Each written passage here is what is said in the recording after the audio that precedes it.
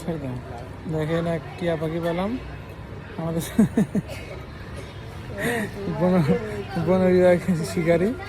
হ্যাঁ দেখেন এ কিন্তু অনেক বয়স টিয়া পাখি, কিন্তু উড়ে উড়ে যায় না। হ্যাঁ সারাদিন এখন ছাড়া থাকে। কেছে কিছু বলো, বলো মিঠু। মিঠু। হুম বাবা